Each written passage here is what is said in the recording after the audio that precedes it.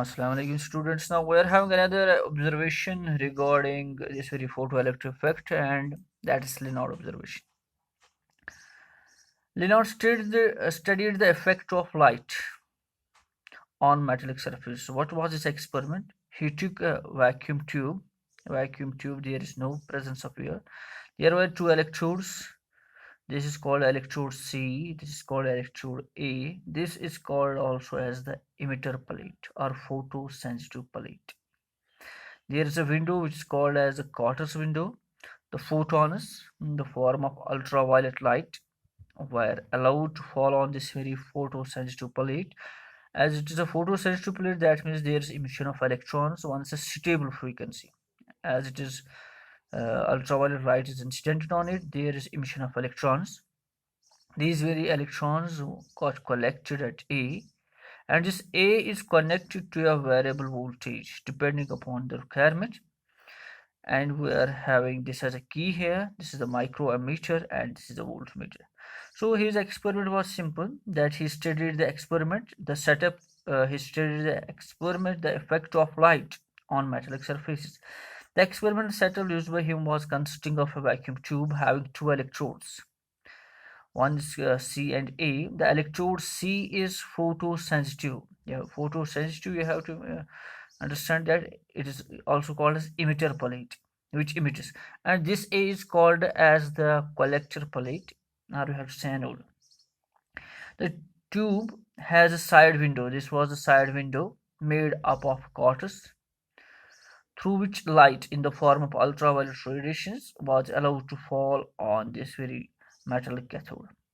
The two electrodes were connected to a source of variable voltage such that A can be given a desired positive or negative, as it's connected to this very with an arrow. So you can give it to positive or negative potential depending upon the requirement. And he observed what he observed, that once ultraviolet light was allowed to fall on metallic cathode, there was emission of electrons. How there was emission of electrons? Because this very microammeter showed deflection. This can show only deflection once there is connected. Once the circuit was open, ultraviolet light was allowed to fall. This circuit was open. Ultraviolet light was allowed to fall on this very photosensitive plate. You can say emitter plate. And at the same time, there was deflections in this very microammeter. Once there was deflections in the microammeter, that means there is emission of, definitely there is flow of current, and that flow of current is in the form of electrons. However, there was no current when cathode was not exposed to ultraviolet radiation, ultraviolet light. He also concluded what he concluded, that the photoelectrons emitted from metallic surface were only possible if the frequency of incident light is greater than some minimum value of frequency, which we call as threshold frequency. The minimum value of frequency required to emit minimum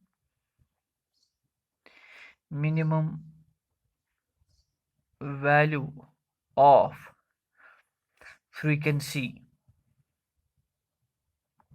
required to emit electrons from metal surface is known as threshold frequency.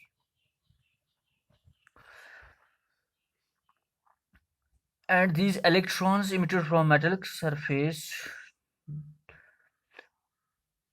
due to incidence of ultraviolet light are called as, these electrons are now called as photoelectrons, because these are emitted with the help of light, and the current is known as the photoelectric current. Simple experiment. Once again, I will repeat it out.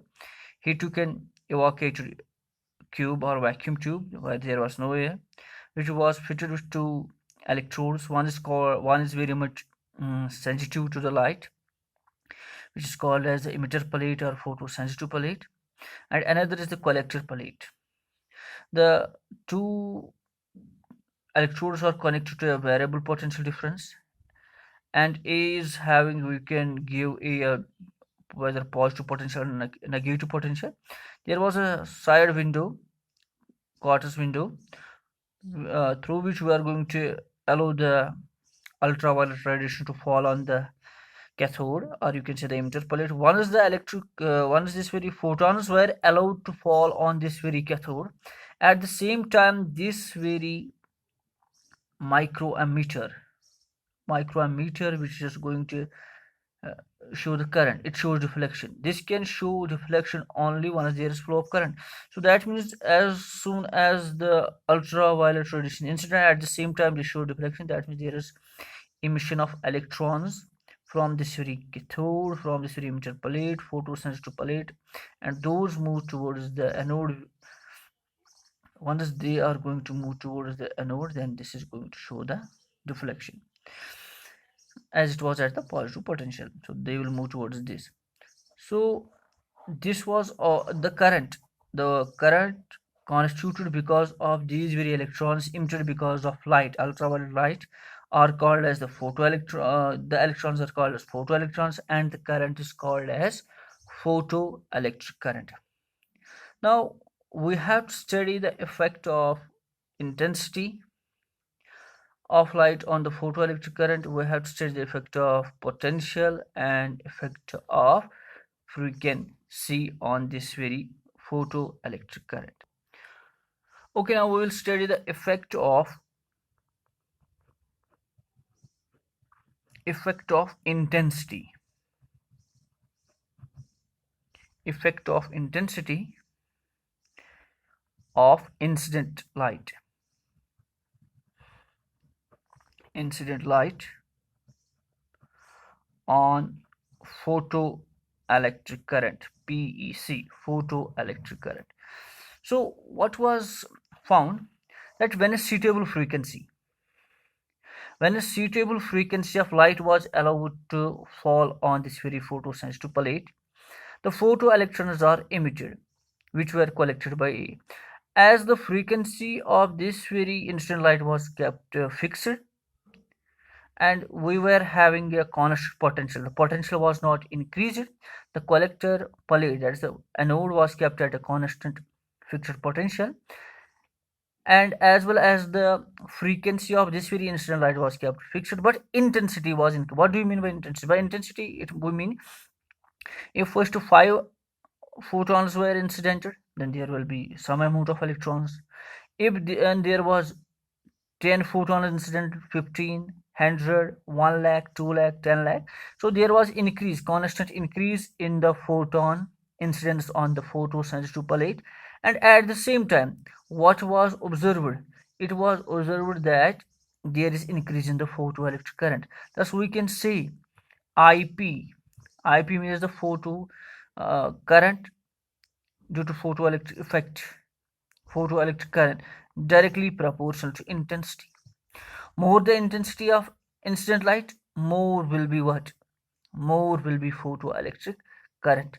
Provided more the intensity of light, more will be photoelectric current, provided the frequency of incident light should be greater than the threshold frequency. So thus, if we are having a graph, if we are going to draw a graph between what? Between intensity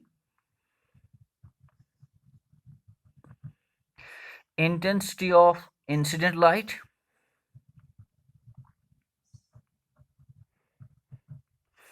and photoelectric current, we will get a linear graph. Why linear? Because once there was no incidence, there was not any incidence of any photon on the photoelectric this very cathode or emitter plate, so there was no photoelectric current. There was no photoelectric. As long as if there are 10 photons incidented, the current is like that. If then there are 20 photons, the current gets increased. It is a like VI graph in case of the like the Ohm's law. So simply we can conclude that with the increase in intensity of incident light, provided its frequency is greater than threshold value or equal to the threshold value, we have found that photoelectric current is directly proportional to the intensity. More intensity, more photoelectric current. Less intensity, less photoelectric current. This is all for today. Tomorrow we'll be having the rest of the lectures regarding this very Lenard observation. Till then, Allah Hafiz.